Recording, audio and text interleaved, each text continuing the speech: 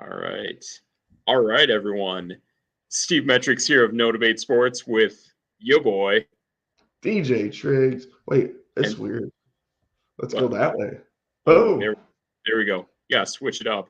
That way, now you got yo boy on the right. DJ Triggs. There it is. There you go. Good stuff. And I'm Steve Metrics, and together we are No Debate Sports here on the first week of the NFL season. And how about that first week, Triggs? You get any crazy stuff noticed, or how do your team do for fantasy? Man, I don't think half of the players that hit big should be fielded on teams. Let's put it that way. That's fair. Yeah, I can feel you there because I had five guys who I would all do not necessarily great, but good, and together the five of them combined for 10 points. Yeah, there was a lot of that where I mean, there were defenses that exploded and I feel like 10 defenses that were in the top 10, uh, I would probably say like one or two should have been fielded on rosters. Yeah, yep, Like and things like that were happening at every position. yeah, I can definitely tell you I went up against one of those two of the top 10 you're talking about, and Cowboys defense annihilated the Browns. And I'm pretty sure we both picked Dallas in our pick'ems as well because of how dreadful we thought Cleveland would be. Yeah, but I mean, like I didn't expect some of the other teams and players to just destroy things and just I mean, for like Alan Lazard, who would have called Alan Lazard being like a top five wide receiver? And you're just going, I got beat by Alan Lazard? Yeah, Sure. yeah, it definitely happens. It definitely hurts. I mean, the thing is too now that we look at San Francisco moving forward, now we know too that that is a team that if you have a really good number two wide receiver going up against the Niners, play them right because the focus on the Niners is going to be on the opposite side on Garrett Wilson. So Garrett Wilson is going to attract a ton of attention, and then Alan Lazard gets there. And even Alan Lazard, yes, had two touchdowns, but clearly the second touchdown was in straight garbage time. They were down by more than a touchdown. You had San Francisco playing a prevent defense. We could basically say the second touchdown doesn't exist. However, the first one definitely did. And that was, for the most part, a fairly competitive game up until the kind of midway through the second half. But with that, Alan Lazard did his thing. And that's pretty much how it's going to be against those kind of better secondaries is will try to shut down Garrett Wilson. They're going to limit the damage that a guy like Brees Hall can do out of the backfield. And then that's going to open up Alan Lazard and maybe a little bit of Tyler Conklin as well. Yeah, I was a big Tyler Conklin fan last year, thinking some, but I mean, there's nobody. I don't care who they were that thought Alan Lazard was going to be a top five wide receiver coming Yeah, out of week one, where you're just going, yeah, I need to go pick up Alan Lazard. What? No, abs- no yeah, one thought that. absolutely. And the thing is, too, I mean, when you're looking at guys out there and how many targets they deem and all that, Alan Lazard has crazy big chemistry with Aaron Rodgers, and it Yeah, showed. His targets in that week one were just absolutely insane. So he's definitely looking like a guy that you definitely want to scoop up come week two. But I mean, it is interesting because again, too, like we said, that's kind of a tougher secondary in San Francisco. Tennessee kind of did their thing to hold down the fort against DJ Moore and Keenan Allen, but yet Roman Dunze kind of did some stuff against them. So I could see Alan Lazard definitely having another good second week. yeah. I'm one of those people where I'm afraid to pick that guy, but hey, I I would not be surprised. Just yeah, the Jets kind of, you thought they had something going after that first quarter, and then they didn't. But I I could see him doing his thing and maybe lighten it up a little bit. Yeah, he got one with Tyrod Taylor, but Right. I mean, 9 targets is pretty awesome. Absolutely. Absolutely. Yeah. Nine targets is pretty top notch. He caught 6 of them. Granted, we can say one or two of those is in garbage time, but still just a excellent outing for him that day. He definitely shows up and he has that size factor too. So he's kind of got that Devontae Adams, kind of Keon Coleman kind of size to him that is going to match up well because on the opposite side, you got your Antonio Brown kind of George Pickens style in Garrett Wilson. So it definitely mixes and matches really well. I mean, granted, we see that especially on Tampa Bay with Mike Evans and Chris Godwin. So it's a good mix they have with the Jets receiving core for sure. Now, how about we rewind for a sec? Sure. Was there a quarterback that blew up that you were kind of like, there's no way this guy just destroyed my fantasy team? Yeah, I didn't think he would explode because this is a team that is driven by a head coach that defensively is quite stout. We know he definitely gets his guys riled up and they get it done. And I was very shocked by how lackadaisy Washington was against Baker Mayfield. And Baker Mayfield was a guy that I liked towards the back end of drafts, especially in um, a league as big as ours with 24 teams. And that is for the fact that pretty much the entire offense has to go through Baker Mayfield. They have no choice. They are just realizing that Bucky Irving is an actual ground and pound Isaiah Pacheco style running back. But without him on the field, everything goes through Baker Mayfield. The receivers, the tight end, and Rashad White, they all go through Baker Mayfield. And this was a quarterback that had 4 touchdowns on the day and had about 250 yards throwing. So seeing the ability that Baker Mayfield had week one was pretty outstanding. I think. I think that was a really really good showing out of Baker. I agree. That was one of those things where, I mean, he almost had a perfect passer rating. It was Yeah, almost like insane. yeah, I heard that rating is basically 150, like Wow. 140 and change, something like that. It is straight fire, excellent rating that he posted that day for sure. Yep, 146 is what I'm looking at. Wow, yeah, those are great numbers. Rashad White, man, this team lit it up. Yeah, and honestly, I mean, I know I picked it on this show, but I can tell you I didn't put a single bit of money on it. I picked the Falcons on the show. Thank goodness I didn't put a single dollar on the Falcons. Anytime I bet money on the NFC South team to win the division, I picked the Tampa Bay Buccaneers because that is the team that at least has a 50% chance of winning the division right now. There's a Easily. little west of them in that division that geographically I think could do some noise and surprise a lot of us. But for the most part, the team is stable. That team is solid. We know culture that Bruce Arians and Todd Bowles have built there. They've always had that chance for a power plan from Tom Brady to Baker Mayfield. Granted, to an extra year to pull it off, but they knew how to do it. They brought in a former coordinator after losing the coordinator to the Panthers, and they have that Baker's already familiar with when he was an LA Ram. That transition is just moving so fluidly, and then add a new piece in the offense and evolve the offense with Buck Irving. This team is rock solid. Just awesome team they got down there. I think they're way better than even I planned for them to be.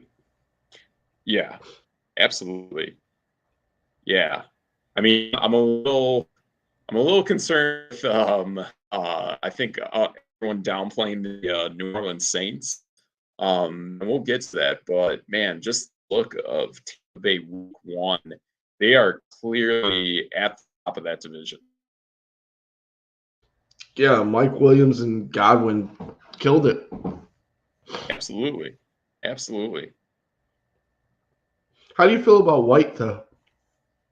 How do I feel about Rashad White? So that was a guy that early on I did really like for drafting for fantasy, but what I started to learn, started to read, and granted, he is definitely one of my favorite rookie running backs. I found out that Bucky Irving from University of Oregon is on the Tampa Bay Buccaneers, and that will inherently cut into his reps, his numbers. It may not have taken too much of a hit week 1, but once we start going throughout the season, Bucky Irving's reps are going to increase. And if this is kind of the floor of what we see out of Bucky Irving, man, the sky's the limit on that guy. I think he's really, really special. I mean, he cuts like a hot knife through butter. He's got those Saquon jukes. Bucky's a cool player, and he's already a crowd favorite in Tampa Bay. Right. And then on the other side, like I know they played the Commanders, and everyone got so hyped up for Jaden Daniels, and it's like that guy he's solid, but he Oh, he's didn't special. complete.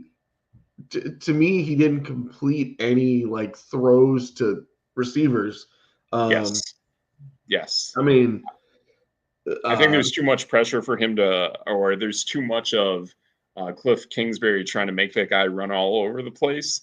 And for me, I mean, granted, I saw that at Arizona State, but I all of a sudden lost track of him and found out that he went to LSU. I'm like, man, that LSU quarterback is like just baller.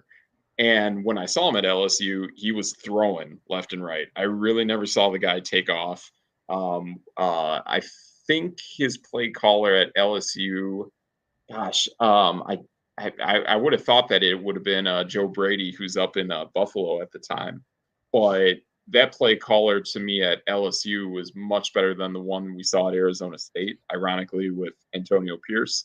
But I think Cliff Kingsbury has to realize that Jaden Daniels is not Kyler Murray. He is not. He is more, in my eyes, he's more of a CJ Stroud.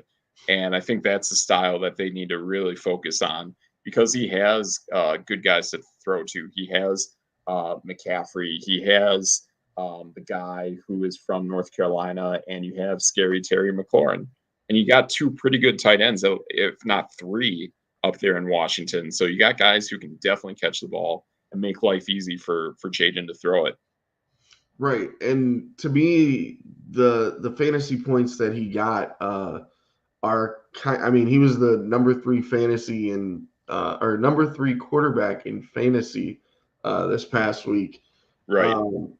And to me, it's like that could be like impossible to keep doing just because he didn't throw the ball much. He ran 16 times. Yeah, he had 88 yards, which that's fantastic. 2 touchdowns. But his QBR, his quarterback rating was just awful. He wasn't even average, and he completed a good percentage of his passes, but none of them were to receivers. His running backs got a ton of those targets, and then the tight ends got a ton of those targets, and it's just like, man, they gotta unleash him a little bit. I know you want to go in there, working a little slow with a rookie quarterback, but it can't all be just running backs, tight ends. When you have Terry on the outside just going, feed me, give me the ball. I don't know if that's going to be a problem later on, but Yeah. who knows? I just don't. I know everyone was so excited because he was taking off. He was running. I think he ran almost 20 times, but Yep. that's one of those things you can't. Nah, I don't want this to happen, but Washington had a guy like this, a little bit Yeah. ago in RG3, and that didn't end very well. No, it ended horribly, especially with that field and how that looks, and it is not the greatest. I'm definitely with you on that there. They will be playing on that field next week. Um, Thankfully for him, though, too, it is against the New York Giants. So this is a big time fantasy matchup for any Washington Commanders. Pretty much if you hawk the Giants, you're gonna have success. That team is trash. Let's call it what it is. So you get that. The schedule is actually very favorable for a guy like Jaden Daniels.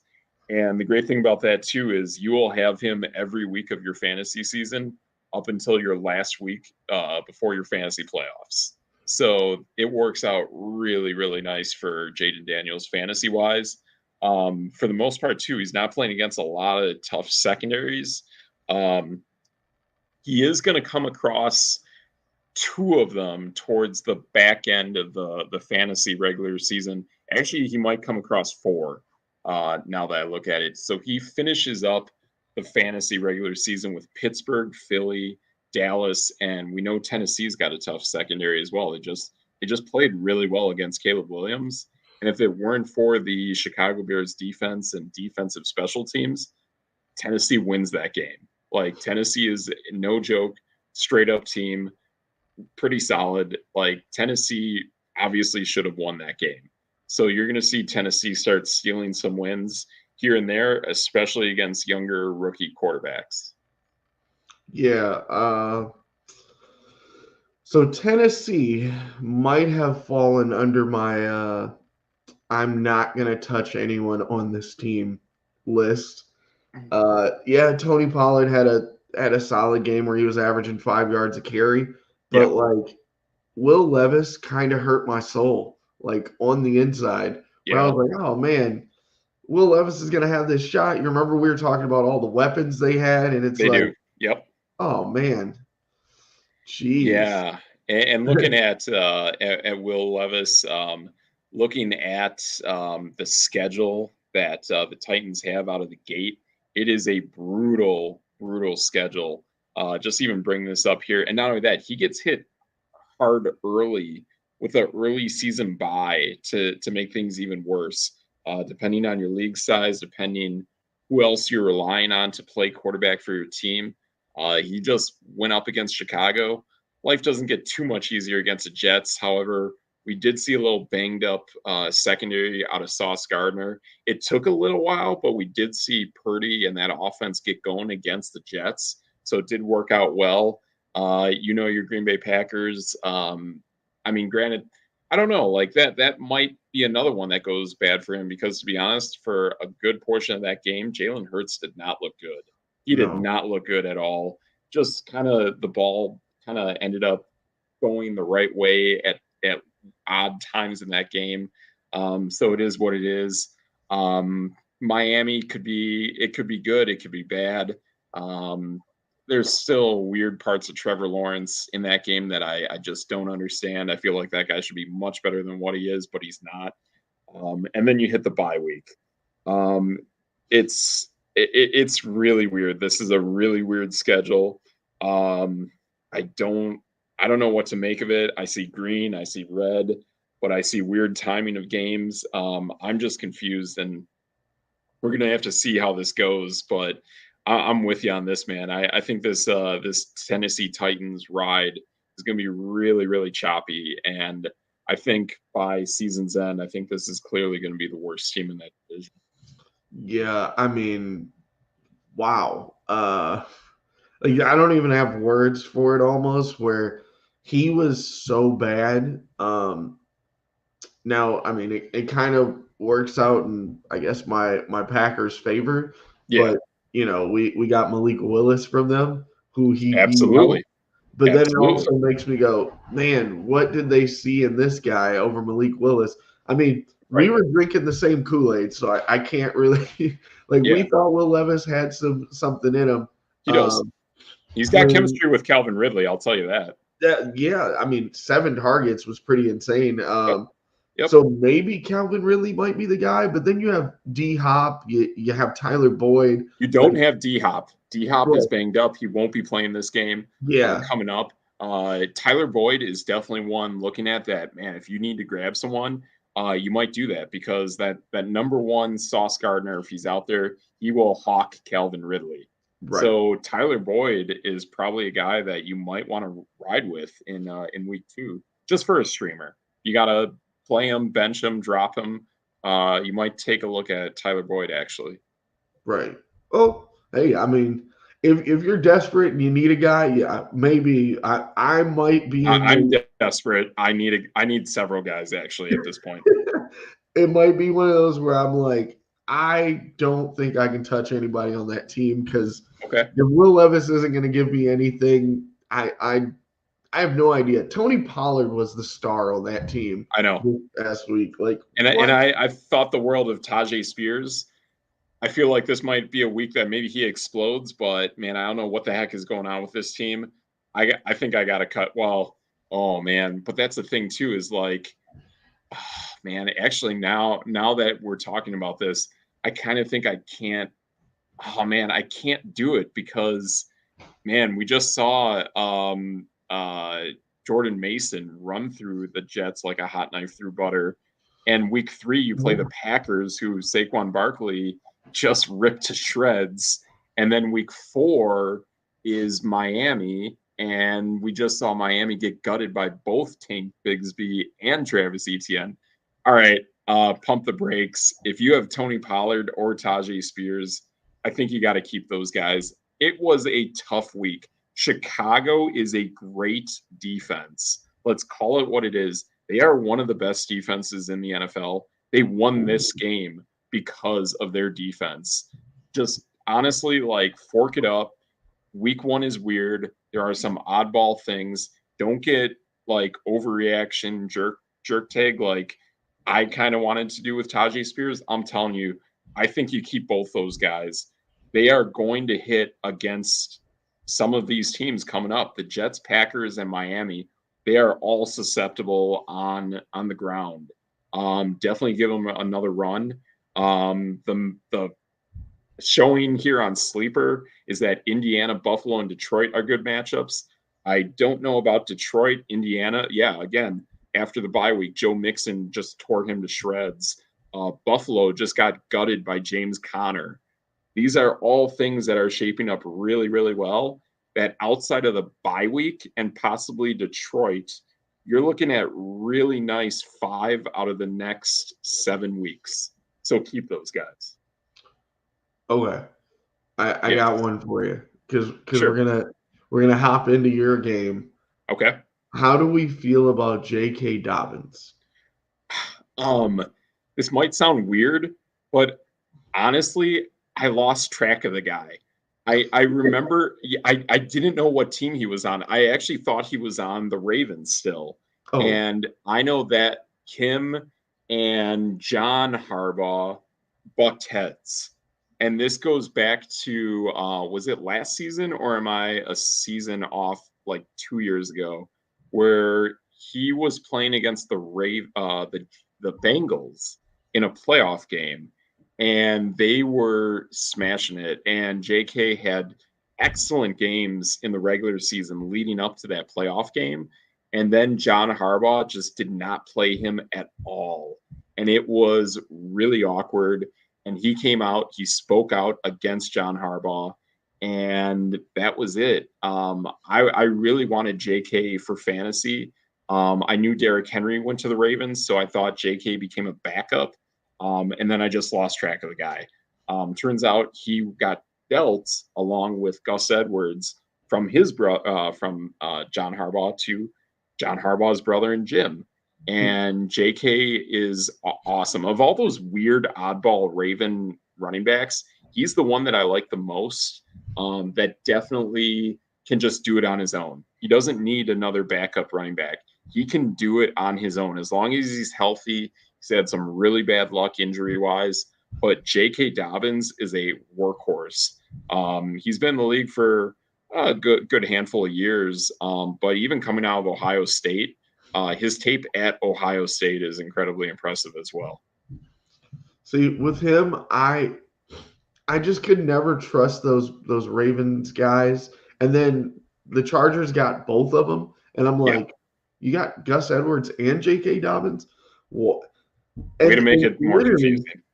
Gus Edwards had more carries than J.K. did, Yeah, but he literally did nothing. And he every doesn't. Yeah, time J.K. touched the ball, it was like, oh, that guy's trying to take it to the house. Like, yep, what's the only yes, problem I have with him is he's not neither one of them are part of the passing game. But for some reason he got three catches for 4 yards. In sure, the fantasy world, that's who cares about the yards? You're like, ooh, yeah. PPR, let's go. PPR, PPR. Yeah, I But know. then again, like, will will it come down to Justin Herbert making more passes to the running backs or Lad McConkey and Quentin Johnson exploding out there? Like, Yes. that's another one of those teams where I'm just kind of like, you've burned me too many times. I don't know if I can touch you. Except for this week. This week they play the Carolina Panthers.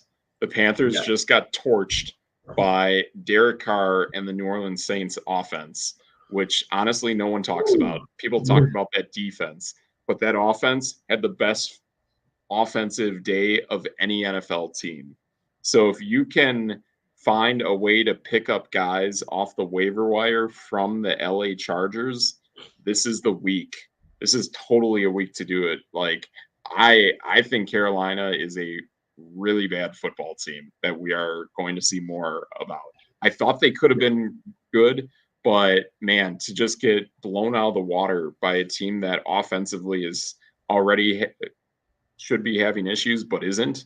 Then you go up a team that is just loaded on offense after week one. Yeah, I would find ways to get Quentin Johnson involved. We know some of the Saints tight ends had success against Carolina week one. I know too, Hayden Hurst almost came down with a touchdown last week against the Raiders. I would expect if you can between Hayden Hurst and Quentin Johnson, I think at least one touchdown falls between those two guys. Somehow, some way, I think you got that.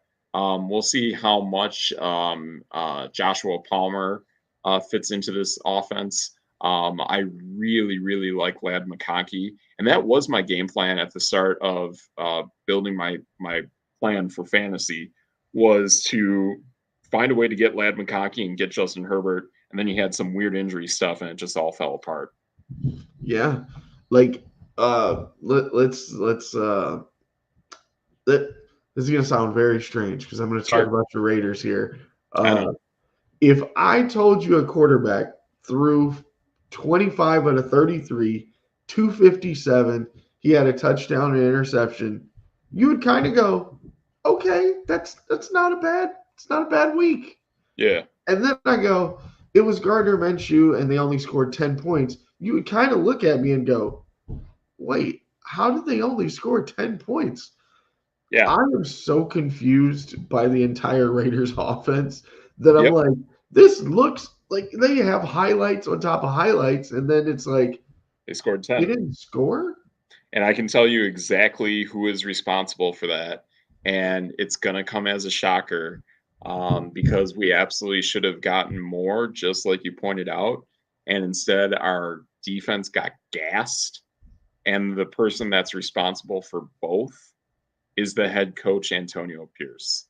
He had multiple opportunities to go for it on 4th and 1s, one of which was at an 11-yard line, one of which was at midfield, ended up being a field goal kick that was missed, actually.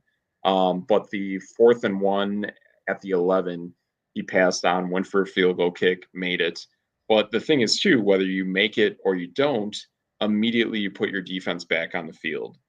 And that puts more reps on them when your offense is already kind of clicking and figuring things out. Plus, it's week one. you want your offense to get as many live game reps as possible.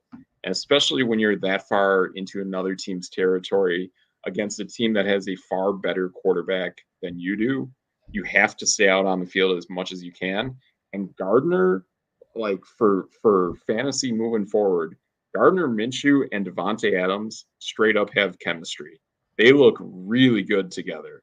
Though those two guys, they need to make it work. You need to keep those guys on the field. This game was truly lost in my eyes by Antonio Pierce. Yeah, I was not.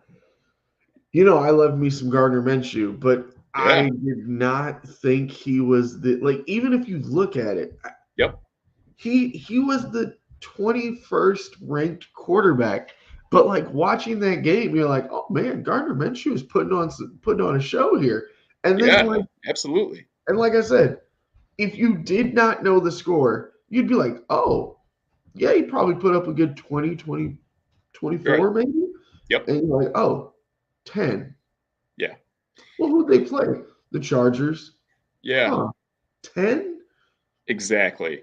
And there were at least a good 2-3 plays in that game where he clearly showed, and this is where like the coaching staff sees more that the general public and reporters do not see. Is that there were 2-3 plays in this game where he clearly evaded sacks. Where if that was Aiden O'Connell, those are sacks. Those are losses of 7 to 10 yards, and you pretty much end your drives immediately. So Gardner made a lot of plays, and the chemistry that he actually has with Devontae Adams is actually really impressive. Yeah, and hey, if you're gonna have chemistry with somebody, might as well be one of the top receivers in the league. Absolutely. I think this is a season too. Now you will actually see Devontae overtake Jacoby Myers and any other targets on this team. This is truly Devontae Adams' team.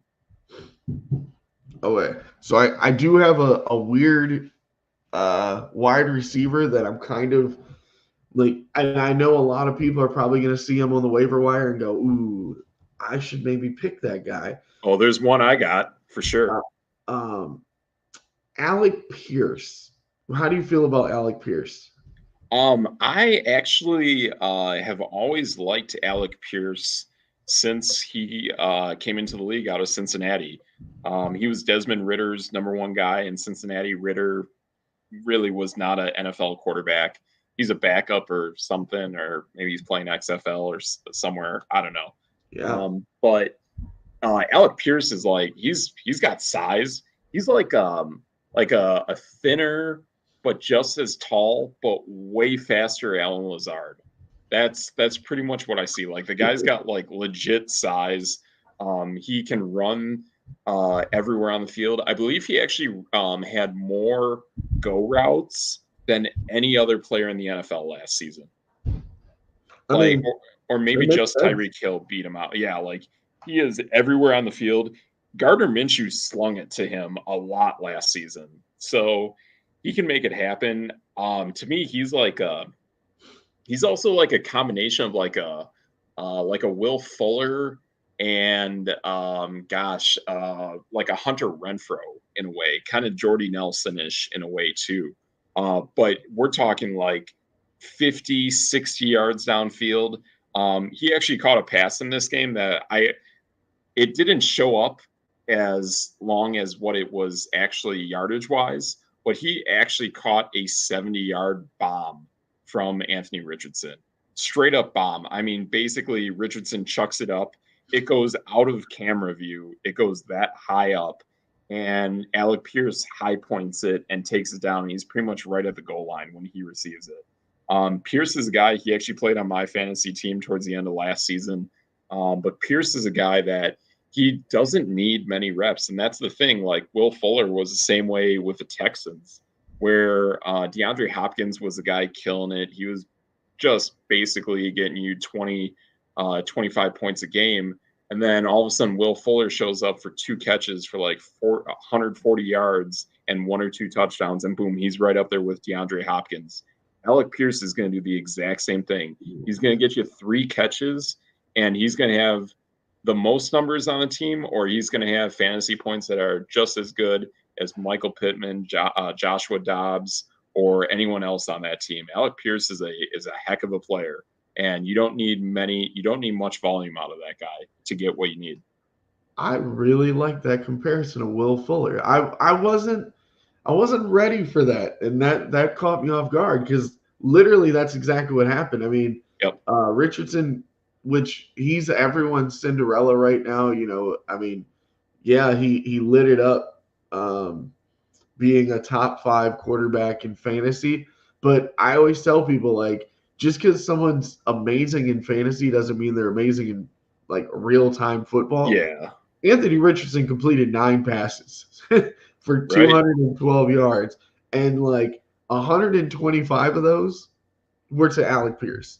And it's Yeah. like, and like you said, one of them was like all of the 70. yards. Yeah, one Yeah. of them was like over half of that yardage. And then you look at it and you go, but Michael Pittman had 8 targets. Yep. That's okay. That's the go-to guy, but he did nothing with those targets because Yeah. they were short yardage, safety Yeah. valve kind of things. But And that's the thing is like that short yardage stuff. You're looking at a quarterback like, and it's ironic they're in the same division, but between him and CJ Stroud, they are not short yardage guys. They are like home run swingers. They are Aaron Judge at the plate every single time they snap that football. So Alec, you want the deep ball threats. You want the Tank Dells, the Nico Collins. Alec mhm, Pierce is literally one of those guys. yeah, and this was another one of those games where like on paper you look at it, you go, okay, CJ Stroud 230, 2 touchdowns, Joe Mixon 159 yards and a touchdown, Nico Collins over 100, Yeah. Stephon Diggs got 2 touchdowns, and you're like, yeah, Texans blew them out. Wait, 2 points? Yeah. How did that happen? Like, because Yeah. literally Richardson, and he did close to nothing, Yeah. all in like big yardage throws. Jonathan Taylor was non-existent. Yep. Richardson only ran the ball 6 times, and you're Yep. like, I don't really know anything about anyone in this game anymore. And Yeah. then you look at the other side, you go, okay, Stephon Diggs is going to get a lot of targets. He's going to be the, almost the possession guy on the team. He And like is. you He said, is. Tank Dells and Nico Collins are flying down the field, and you just launch it and see what happens. Yep. Yeah, I think this was the game too. There's a couple other games, but honestly, when I look at the AFC, I think there's 4 teams that I pretty much can guarantee are in the playoffs. This game, to me, had 2 of those teams. I think both the Texans and Colts are firmly going to make the playoffs.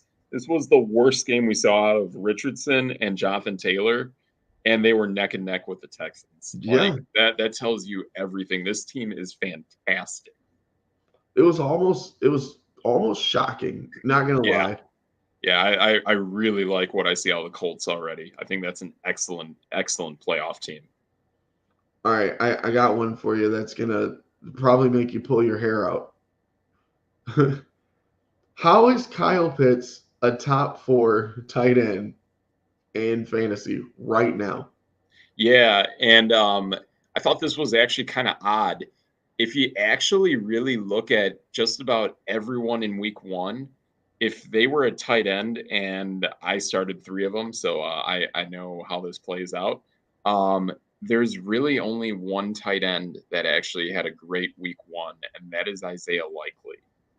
So everyone that's not Isaiah Likely all falls into the same boat of you're all basically average. Whatever numbers you scored, you're all the same. You're nowhere near the amount of production that Isaiah Likely had. And even though he didn't have the production, we still know he's massive in the offense. Mark Andrews is going to be back. He's going to have big time production. So Isaiah Likely will drop, Andrews will rise, but together as a whole, the tight end production on the Ravens is going to be really good. So Kyle Pitts, yeah, you got it. Honestly, I'm more concerned with Kirk Cousins actually. Oh I yeah. like, yeah, I mean, I like what I saw of Kyle Pitts. I think he is growing. And to me, this kind of reminds me of I'm blanking on the name. It's not Gerald Everett, the tight end for the Jaguars. Evan Ingram. Evan Ingram. To me, this is basically now Evan Ingram on the Jaguars. I think Kyle Pitts in like his third-ish year now with the Falcons. I think he's really growing into who he is as an NFL player. For a while, he was actually the only guy there. Drake London wasn't even on the team at that point when he started. So I think now he's starting to figure it out. Both of them are getting massive, massive attention from defenses. But I really like Kyle Pitts actually moving forward. I'm just more concerned with Kirk Cousins. I swear every time I saw him throw the football, I saw him wince. And I Yeah. don't know what's going on with him, but him and Aaron Rodgers, neither of them can move. And we're talking like if they both basically retired mid-season, I get it. Like I could totally see it happening. Neither of these guys can move. They cannot play under center.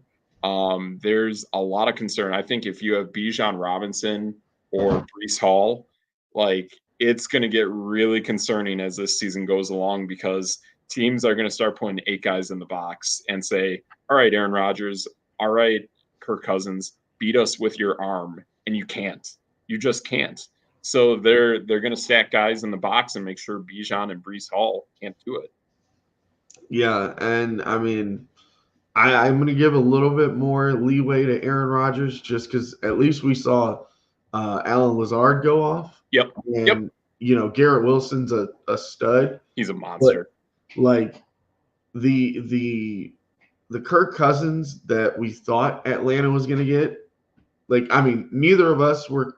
I mean, we were okay with Atlanta. We weren't super high, but the talking heads in the world all love Atlanta. Um, Yeah. and Not coming off an Achilles. nobody would have told you that Ray McLeod the third.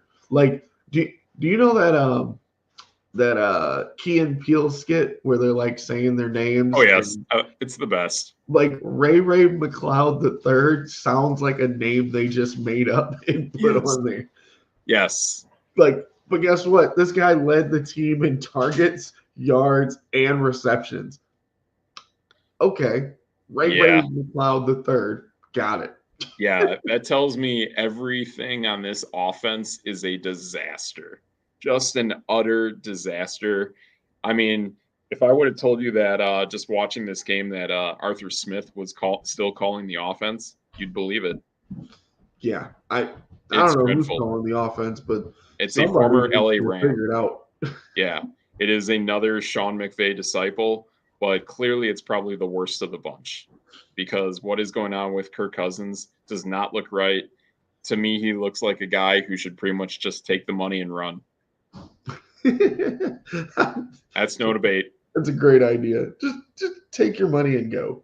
They're talking $100 million for 1 year, and at this rate, I'd do it. And I mean, if he wants to just move back home to Minnesota, go for it. So last team or last I guess fantasy relevant idea that I have. Yeah. Of one player / position that I'm like, I do not trust. You touched on them earlier and you said they were great, but I honestly do not trust the Chicago Bears defense. Not just because I'm a Packer fan or anything like that, but I look at it and go, they play Houston, Indy, the Rams next. And we're going to see if they're actually really good because last season I've had battle with Bear fans for the entire offseason, but they were a top 10 defense against in the second half of the season. But I would go through the list of teams they played, and guess what? Tennessee was one of those teams that they bum rushed last year too, when we weren't sure what Will Levis was yet. And guess what? They ran through Will Levis again this year. So I want to see him against CJ Stroud. I want to see what Anthony Richardson does. Maybe Alec Pierce goes off again. The Rams looked pretty good. I mean, I didn't even know Cooper Kupp was alive, but He's alive. Yeah. He like Yeah. lit him up. Good thing Uh, is because Puka Nakua ain't. yeah, that's true. And it's like, yeah, then they get Carolina, Jacksonville, Washington, Oh etc. my goodness. And Look at and your you, chops for those games. yeah, the middle of the season is going to be pretty solid for them. But then you got Jordan Love coming back. You got Detroit, San Francisco, Detroit again, Yep.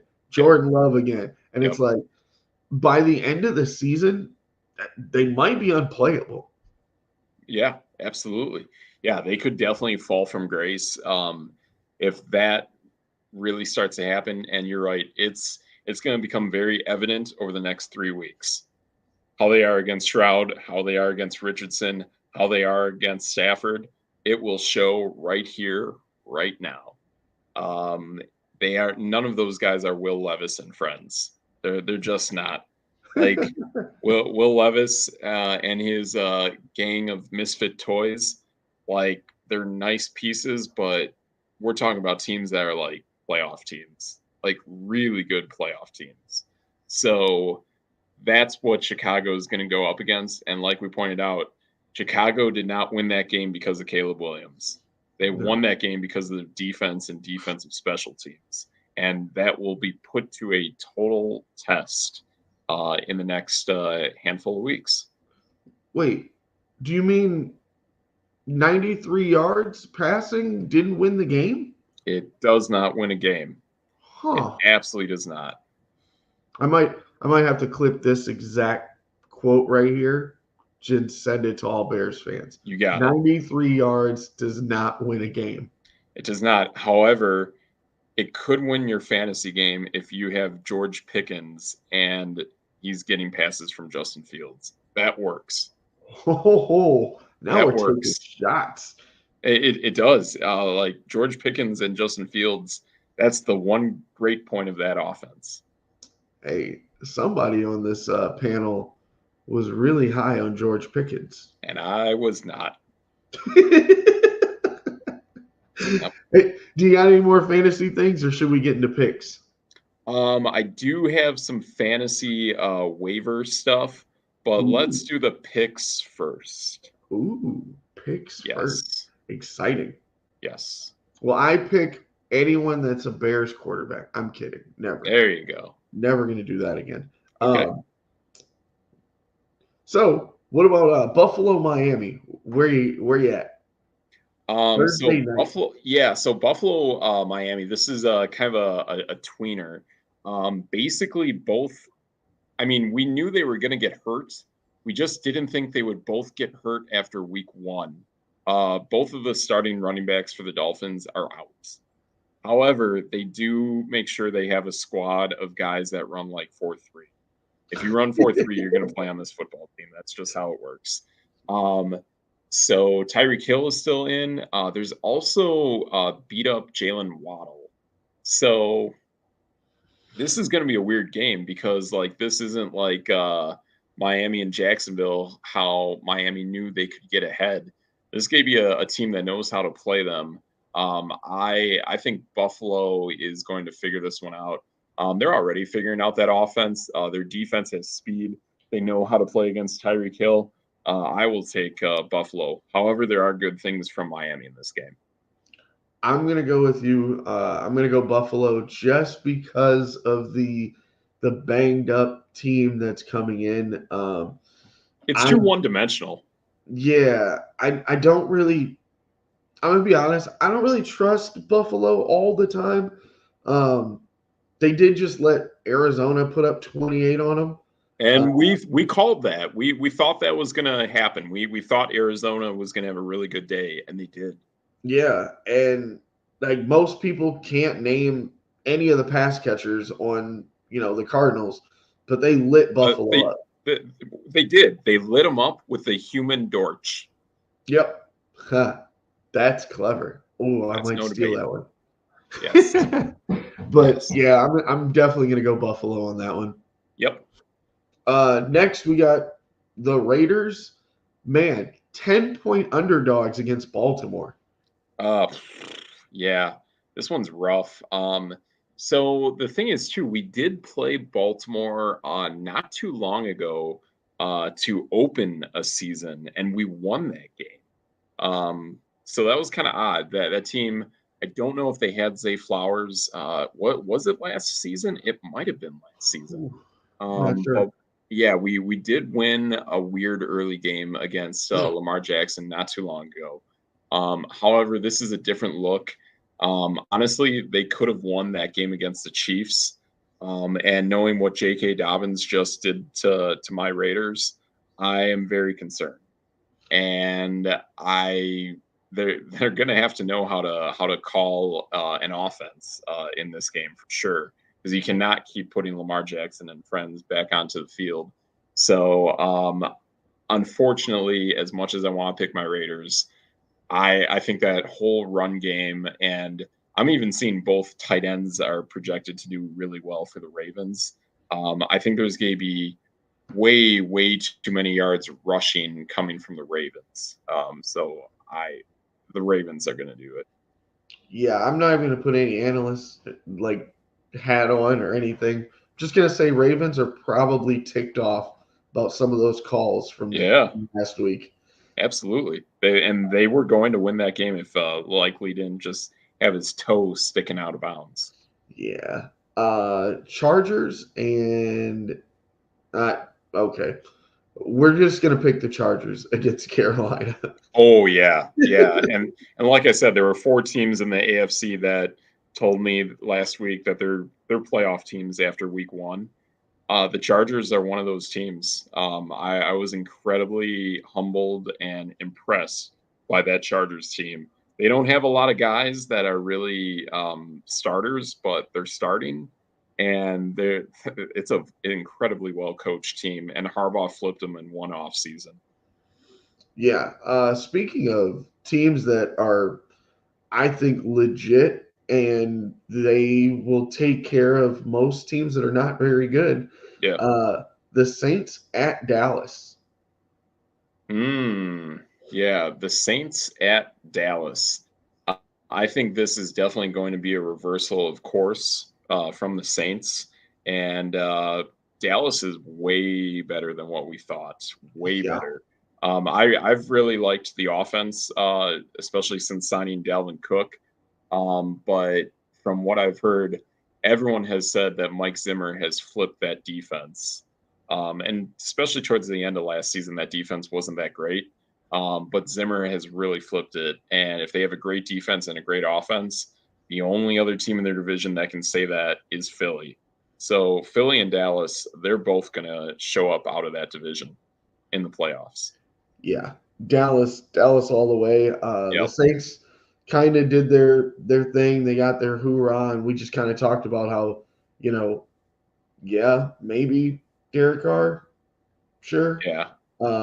But Dallas is favored by 6.5, and like they, for lack of a better word, they took the Browns out to the pasture and were Yeah. like, yeah, you don't want to do this. The Browns showed against Dallas that even though they made the postseason and Joe Flacco was phenomenal at the back end of the last season, the Browns are an awful football team. Like they went from being playoff to just being awful in one off season. Yeah. And Dallas is going to cook the Saints this week. So this one, I'm kind of wondering. I'm going to give you my pick first. Yeah. So they're 7.5 point underdogs, but I'm going Tampa Bay over Detroit. Tampa Bay over Detroit. Yeah, I think that's wasn't that a playoff matchup last year? Was that? Yeah, I think so. I think so. Yeah, I think that was the playoff matchup that Oh, preceded Detroit playing San Francisco. yep. Because the Packers played San Francisco. Yep. Yeah, and I mean, to me, I think the Rams kind of had some problems kind of running the football against Detroit. Tampa Bay is not going to. Tampa Bay is a complete football team.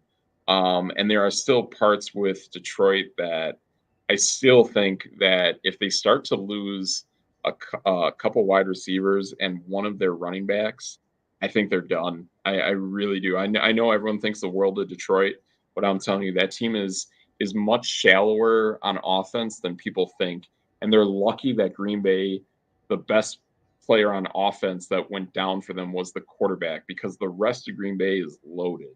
Hmm. So hopefully Jordan Love comes back like when Patrick Mahomes came back after his meniscus repair, and I think that will be the case. But man, I think if Detroit's way more fragile than Green Bay. I really think that. So Yeah. I'm with you on this. I think that is a way overshoot on that point spread. Is this game in?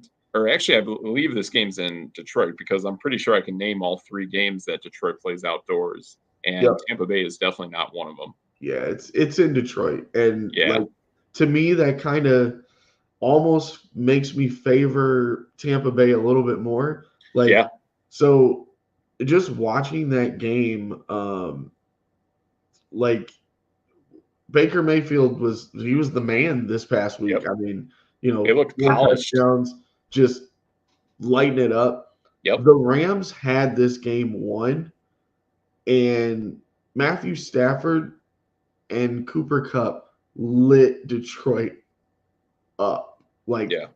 I think Stafford had over 300 yards. Yep.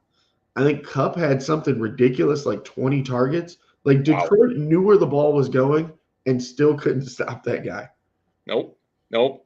They can't stop him, and the thing is too, even outside of Chris Godwin, Tampa Bay's got Mike Evans, and they got that new guy who scored a touchdown as well. So I think he's going to receive some targets too. There wasn't much of Kate Otten in Week 1, so there might even be more Kate Otten in this game against Detroit. I just think that there's a ton of options on offense that Tampa Bay can utilize, but then their defense is a Todd Bowles driven defense, and they're solid. So I think this is a really good football team that Tampa Bay has. Uh, Indy at Green Bay. Who you got? Yeah, if this was full strength, I would take Green Bay, but because you got to figure out the bumps and bruises of Malik Willis, I will take Anthony Richardson and the Colts. I mean, I might be going with the old heart here, Yeah, but you will. Green Bay is only a 3-point underdog. Yeah, And we talked about how Richardson literally couldn't throw to anyone but Alec Pierce. yep, The Packers are pretty solid uh, in the defensive backfield. So I'm thinking they might be able to slow the roll as long as they can stop uh, Jonathan Taylor from getting loose, which that I ain't happening. know it looked bad, but he didn't do very much against Houston's front. So I'm gonna go Green Bay just because I don't know if Richardson can throw yet. Yeah, one thing I know between your team and my team, neither your team nor my team can stop a hot knife through butter, and that's exactly how teams run the ball through us right now. Yeah, and it's weird though. The Packers have always been that way. They're like, oh, we don't stop the run, but we definitely stop the pass. And now Yeah. with Baker McKinney back there, I don't know. It could work out. Also, ironically, it is a spitting image of your Week 1 opponent. It Yeah, is the same thing. I mean, granted, the Week 1 opponent now is a little retooled, but the model of the Indianapolis Colts is the Philadelphia Eagles. That is where Shane Steichen came from, and he yeah. has pretty much the exact same personnel now. Hey, but the difference with Philly is they have all pros at receiver. Yeah, Colts Colts don't have that yet.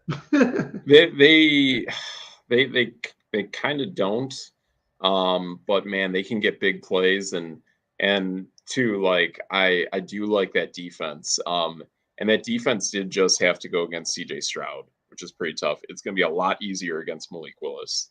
Agreed. But we got that the guy from Oakland, Josh Jacobs, just making Oh, fun. okay. Yeah, that guy. I love Josh Jacobs. Cleveland at Jacksonville. Oh, oh man, that's another bad one. That's Jacksonville all day, and like I said, they barely lost against Miami. And I think another guy that I'm really impressed with. I kind of figured him out early or later before our draft, and realized that he's a really special player. Brian Thomas is an excellent wide receiver, and he will probably end the season better than Malik Neighbors. He should. He's on a better football team, better quarterback, better culture. Brian Thomas is excellent, and Cleveland is garbage. So I'm gonna go with Cleveland just Yeesh. because I, you know me in Jacksonville, I don't trust anybody in Jacksonville ever.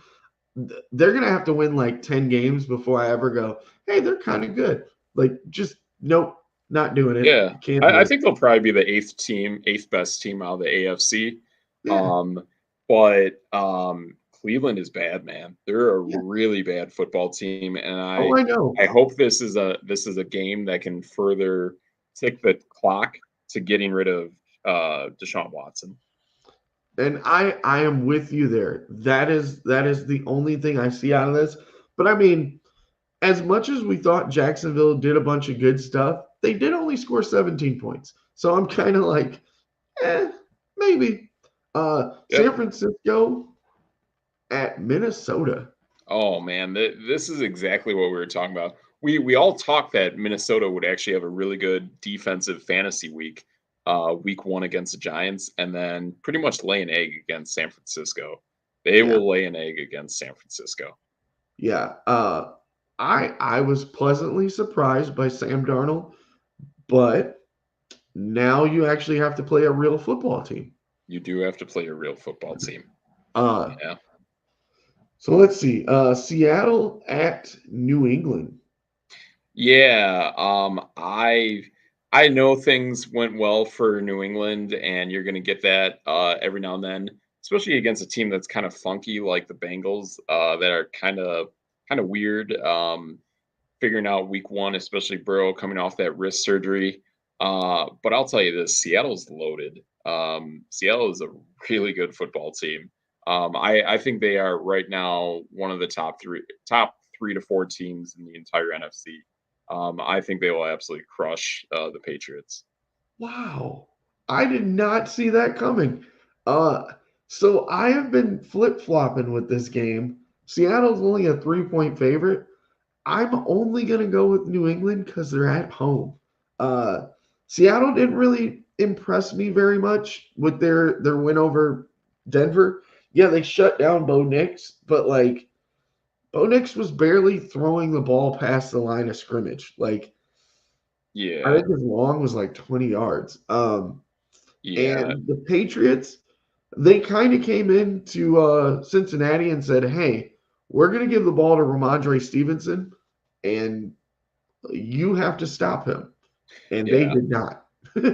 I know. I think this is also too how like week one the Seahawks kind of had to figure things out. Granted, flying cross country and losing 3 hours of jet lag, it's going to play with you a bit. It absolutely will. However, that said, I think this is a second week that is going to make that offense gel more. And definitely right now, that is the best receiving core in the NFL.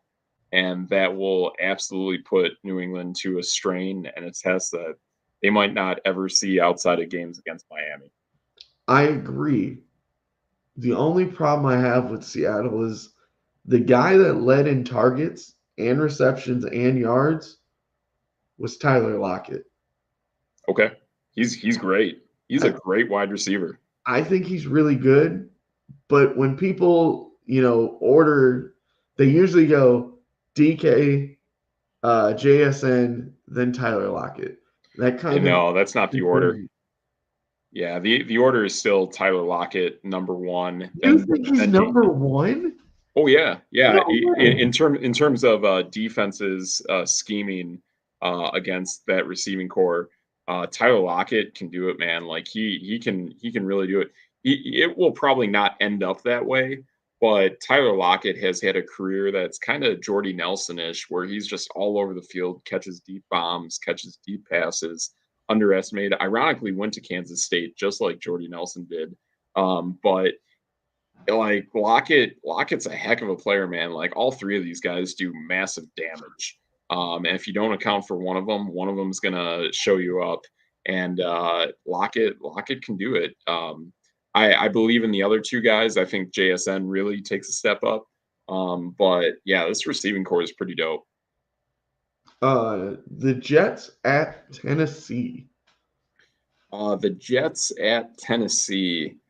Yep, I'm taking Tennessee. This is a weird game. You are not doing that. Yeah, I'm taking Tennessee. I like this. I like this matchup. I'm taking the Aaron Rodgers get right game because Tennessee is Tennessee. Tennessee should have won that game against Chicago. They should have. Mm-hmm. They should have. And like I said, that run game is going to start taking off now. And that's less responsibility you have to put on Will Levis. There won't be DeAndre Hopkins, but then that means what's his name? That Arkansas guy that is kind of so-so. He's going to get more reps. Okay, we'll agree on this one. The Giants at Washington. So you will see more throwing out of the Giants. And in terms of fantasy, you're definitely going to want to start taking some Giants wide receivers for this week if you have to stream it. But that said, that Washington team, they're going to get right. Yeah, this is definitely a Washington game in my eyes. Agreed, but disagree that anybody should be streaming wide receivers in week 2. Yeah, don't do that. But I know it's rough. But the thing is too, I mean, if you need guys, you got to get guys from somewhere. And Washington just got lit for 4 touchdowns by Tampa Bay. Rams at Cardinals. I know a lot of people love the Rams and how it's going, but Cardinals are actually a really good football team, and they really should have beaten the Buffalo Bills like I picked. I will pick them again this week, and I will take the Arizona Cardinals. See, I am the opposite because I think the Rams should have beat the Lions. There you go. And so also non-existent in this game was Marvin Harrison Jr. That absolutely changes this week. Oh man, I had a guy at work that literally lost his mind when he saw me. He's like, "Oh, I drafted him second in the," and I was like, "Sorry, I wouldn't have touched that guy. I'm sorry." Yeah, it's gonna happen with rookies. Yeah. Pittsburgh at Denver. Pittsburgh at Denver. Yeah, so this is kind of a weird one. I think Pittsburgh really won that game last week because I think ultimately we're going to realize that Atlanta is a really bad football team. And I think we just saw too this first week. I think Denver went up against a pretty tough opponent out of the gates and actually played pretty well against the Seahawks, barring everything if you really look at it. And not only that, also Denver's defense is looking much better, I noticed, against Seattle.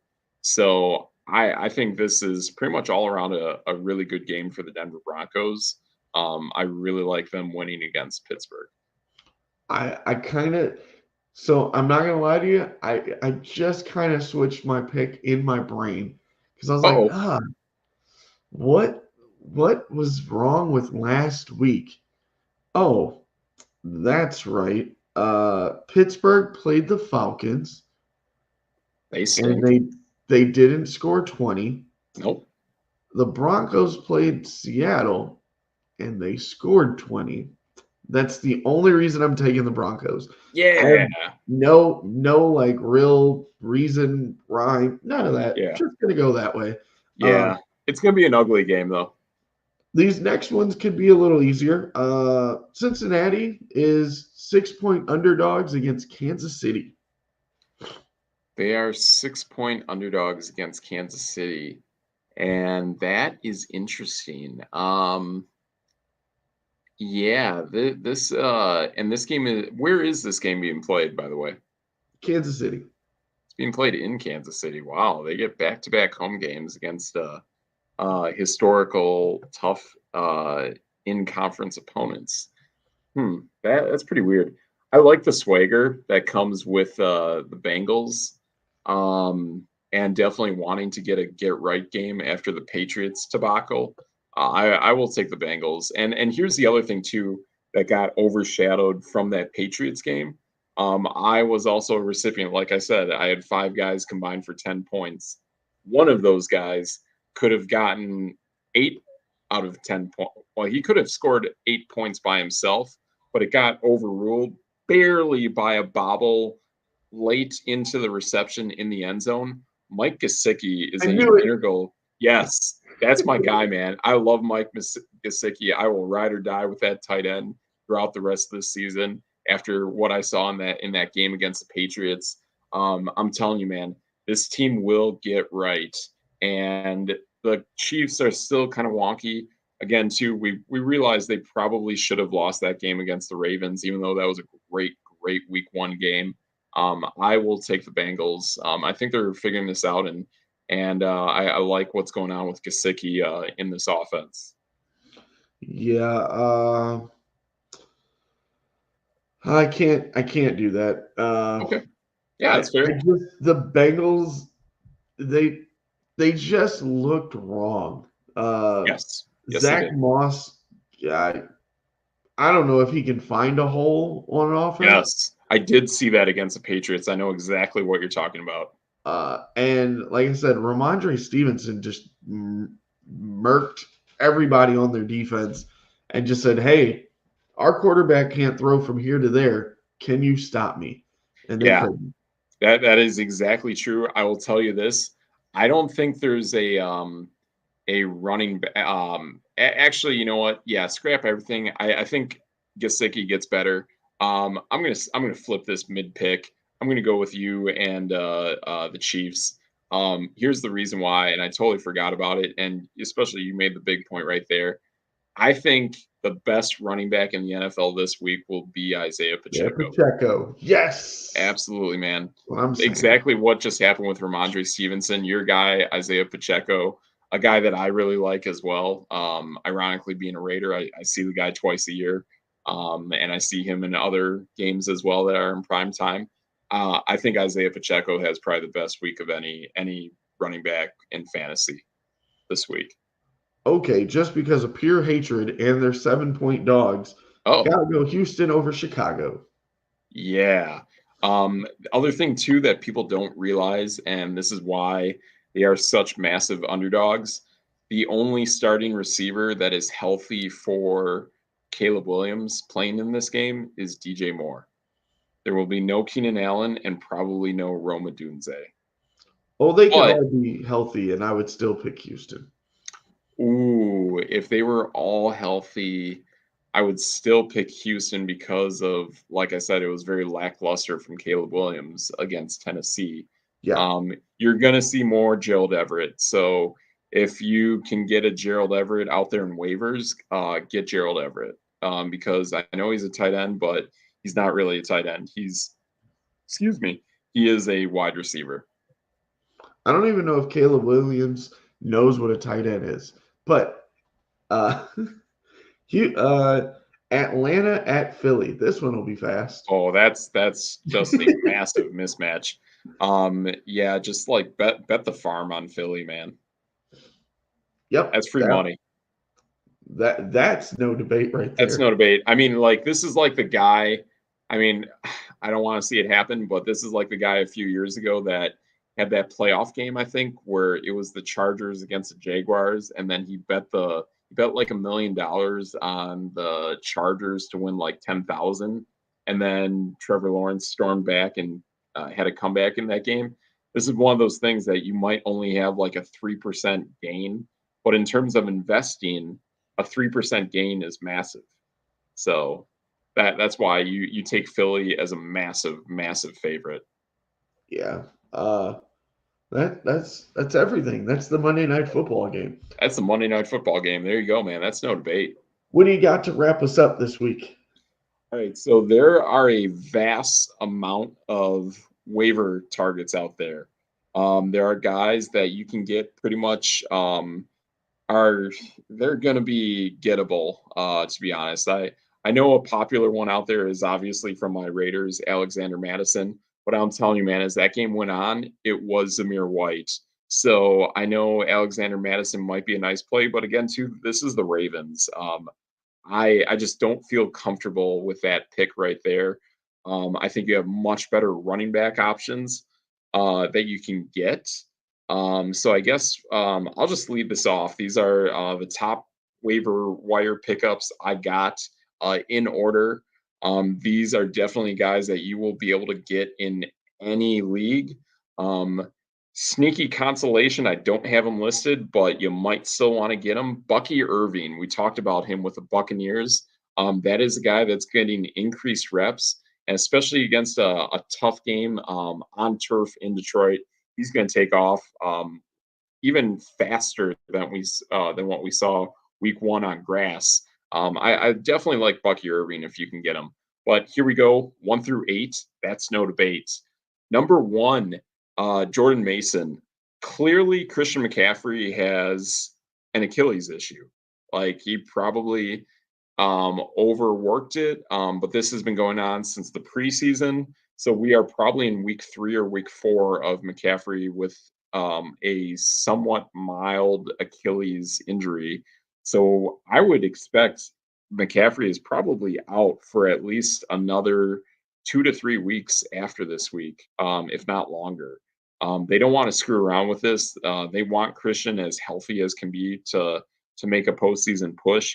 And we pointed this out. San Francisco has a dreadful, dreadful schedule. I mean, they're playing playoff games pretty much almost every single week.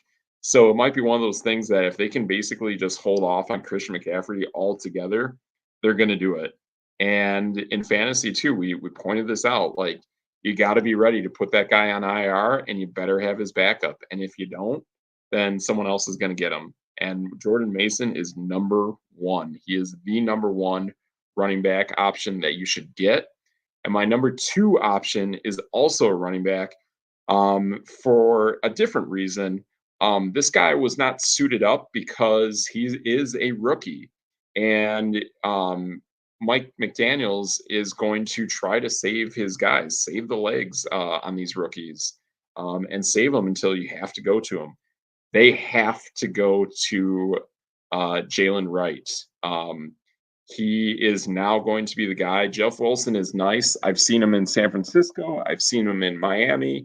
He's got some speed, but he doesn't have all the speed like he really used to. Jalen Wright tore it up in the preseason. He is a Sark disciple of the running back position. So you're going to get some pretty good production out of these Texas running backs. Jalen Wright is totally. I think if you can't get Jordan Mason, I think this guy is by far the next best weapon, and he might be the best fantasy pickup you can just make. So get Jalen Wright. Number 3, Isaiah Likely. It's kind of weird that he's out there, but Isaiah Likely is him and Mark Andrews. I think this is one of those that he probably doesn't have the production he just had, but he still might be pretty intricate. I mean, this guy caught a ton of footballs last week. Even if he takes a step back, maybe gets half of that, you're still getting really good production out of Isaiah Likely. The the 4th guy I have, this is my number 1 wide receiver acquisition, and his schedule is actually really, really nice. And that is your LA Rams, DJ Triggs, their wide receiver, Tyler Johnson. This guy is awesome. He had 7 targets last week. He had 5 receptions for almost 80 yards receiving. There is no Puka Nacua. Someone has to step into that role. I like this guy. This guy's 26 years old. He's been in the league for 4 seasons. I really, really like this guy. I think the sky's the limit. And plus, you have a soft looking schedule, and you have a very talented quarterback in Matthew Stafford. I think he is probably the number one wide receiver that you could be looking at, and you could get him. You could probably get him considering there's going to be attention at other players being picked up. And I think long term, Tyler Johnson is the guy that you're going to want. Um, Looking at a few streamers here, and it does get a little choppy and how you want to do it. Alec Pierce is definitely a good one. We point out that he runs those crazy go routes, very little volume, but massive production off it. I think Alec Pierce is a great guy to start getting on your fantasy team. Um, and this is where it gets interesting. I love the streaming this week of the LA Chargers against Carolina. I think both Quentin Johnson and Hayden Hurst, again, they combine for a touchdown. I would get either of these guys, at least get one of these guys for your team. I think both these guys get targets and definitely make an impact this week. Um, Finally, the last guy I got, another tight end.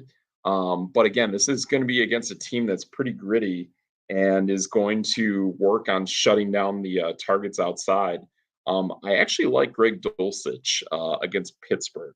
I think there's going to have to be more production on the ground against this team, and that's going to kind of open up the middle of the field a little bit because the outsides will be kind of locked down. They're going to try to run it.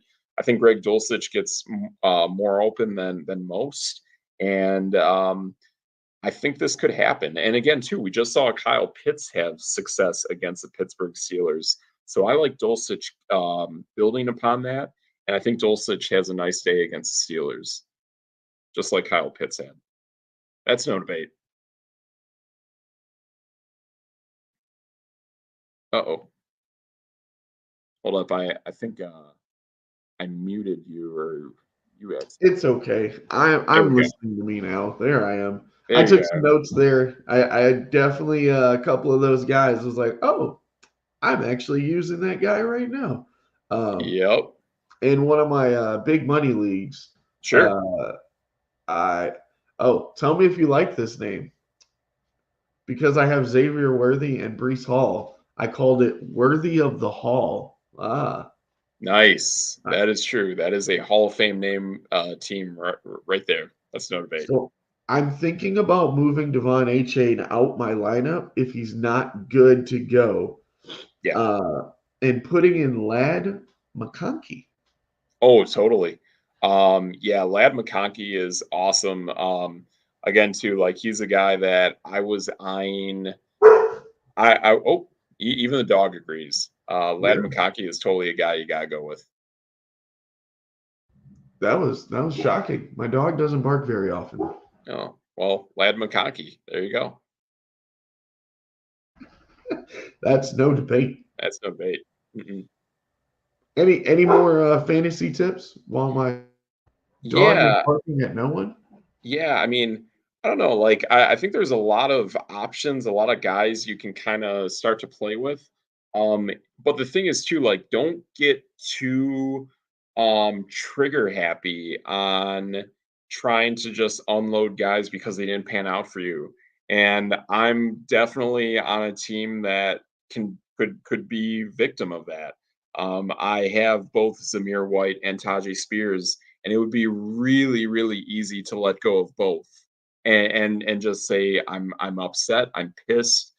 This isn't going to go well. This might be another bad week for Zamir White, and I'm ready for that. If that is what it is, it's going to happen. But again, too, as that game went on, Zamir White got better production, and he ran better than Alexander Madison. Alexander's been in the league for quite a while. He's been a journeyman. He's traveled around the league. Granted, he had one really nice kind of wheel route where he caught a pass and scored a touchdown. Fantastic. Are you going to run between the tackles and get 5 yards a carry? You're not. Zamir White is going to do that. And Zamir White is even going to do it when he picks the bad gap to run through, which he did several times against the Chargers. He's going to pick the wrong gap several times against the Ravens. That's just how it works. Um, but you gotta swallow some of these bad matchups looking forward because you take some of these guys because there is green on their schedule. There are reasons that you like it. We pointed out with Tajay Spears, his schedule is full of green. Him and Tony Pollard, they're both going to have really good weeks coming up.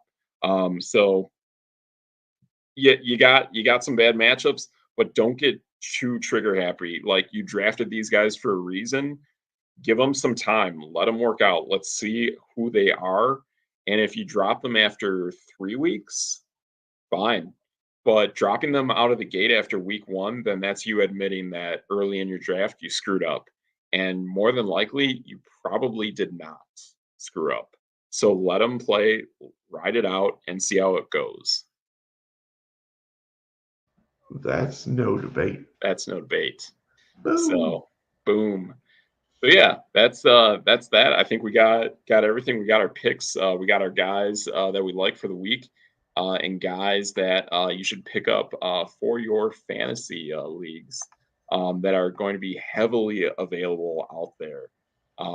So yeah, yeah. So that's what we got. We'll see how these picks play out, and we'll run it back next week. For sure. Good stuff, man. All right, I'm Steve Metrics. That's DJ Triggs. That's your boy. Yep. And that's no debate.